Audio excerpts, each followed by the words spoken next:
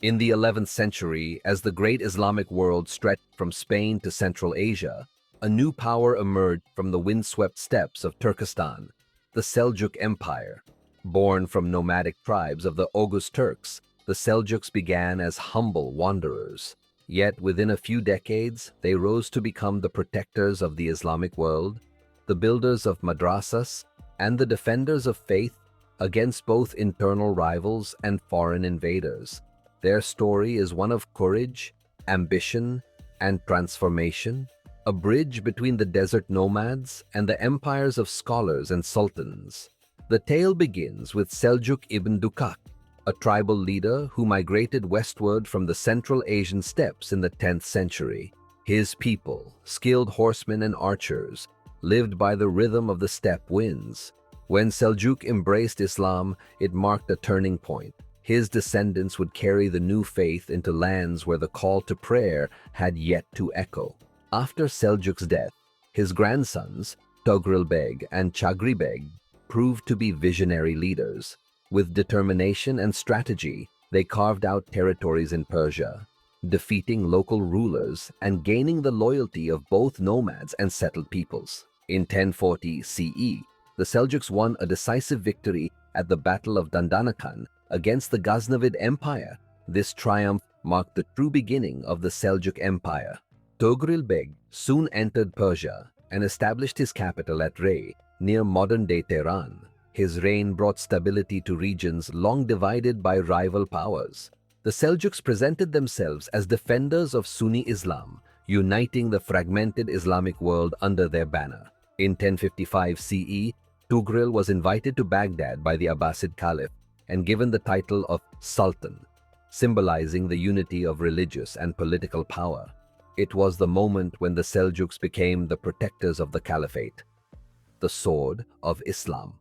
After Tugril's death, his nephew Alp Arslan rose to power, bringing the empire to new heights. He is best remembered for his legendary victory in the Battle of Manzikert, 1071, against the Byzantine Empire.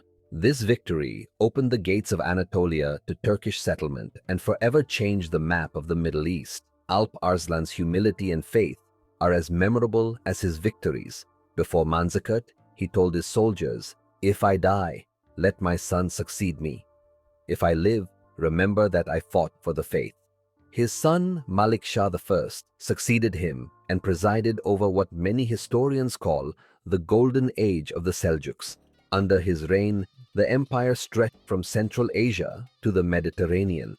Malik Shah's court in Isfahan became a center of art, science, and architecture. Behind the empire's strength stood one of history's most brilliant statesmen, Nizam al-Mulk, the Grand Vizier. He organized the empire's administration, established justice systems, and founded the famous Nizamiya Madrasas, early universities that promoted learning and religious scholarship. These institutions later inspired the model for medieval Islamic and even European education systems. Nizam al-Mulk's masterpiece, the Book of Government, remains one of the greatest political works of the medieval world, emphasizing justice, wisdom, and the ruler's duty toward his people. Under the Seljuks, Islamic culture flourished. Persian became the language of art and literature, while Arabic remained the language of science and faith. Great poets like Omar Khayyam and Rumi found their early inspiration in this era. The Seljuks built magnificent mosques, madrasas, and caravanserais along trade routes, ensuring both faith and commerce thrived. The Great Mosque of Isfahan, with its majestic domes and intricate tile work, still stands as a testament to Seljuk architectural brilliance. But even the greatest empires are not free from the weight of division. After Malik Shah's death in 1092, succession disputes and internal rivalries weakened the Seljuks. At the same time, the First Crusade, 1096, erupted, drawing the empire into new and exhausting conflicts.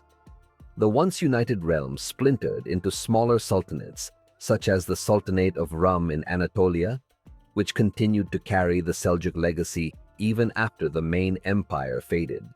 By the 12th century, the once mighty Seljuks had lost much of their power, and eventually, New dynasties like the Khwarezmshahs and later the Mongols rose in their place. Yet the Seljuks' cultural, educational, and religious influence continued to shape Islamic civilization for centuries. The Seljuk Empire was more than a military power. It was a civilization builder. They revived the idea of a strong central government, supported scholarship, and paved the way for later empires like the Ottomans. Their legacy can be seen in every mosque that echoes the Seljuk style, in every scholar who studied in their madrasas, and in every ruler who followed their vision of unity and justice. Though their empire faded with time, the Seljuks left behind a legacy far more enduring, a legacy of faith, order, and cultural rebirth that helped define the medieval Islamic world.